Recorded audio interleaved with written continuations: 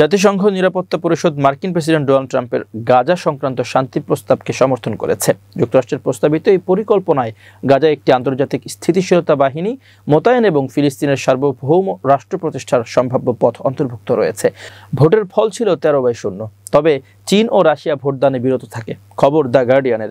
পরিষদে বক্তব্য রাখতে গিয়ে জাতিসংঘে মার্কিন দূত মাইক ওয়ালটজ বলেন, এই প্রস্তাব অঞ্চলটির মানুষদের জন্য ইসরায়েলি ও ফিলিস্তিনিদের একটি নতুন পথ দেখাচ্ছে। স্বাধীন ফিলিস্তিন রাষ্ট্রের বিষয়টি প্রস্তাবে যুক্ত করা ছিল মূলত আরব ও ইসলামী বিশ্বের সমর্থন পেতে যুক্তরাষ্ট্রের মূল্য, কারণ এই দেশগুলোই আন্তর্জাতিক স্থিতিশীলতা বাহিনীর শান্তিরক্ষী প্রদানে প্রস্তুত। কিন্তু ভোটের আগের দিনই ইসরায়েলের প্রধানমন্ত্রী বেনিয়ামিন নেতানিয়াহু পুনর্ব্যক্ত করেন যে তার সরকার ফিলিস্তিন রাষ্ট্র প্রতিষ্ঠার ঘোর বিরোধী। এতে প্রশ্ন উঠেছে, ইসরায়েল আদৌ কি এই জাতিসংঘ অনুমোদিত পরিকল্পনা বাস্তবায়ন করতে দেবে কিনা।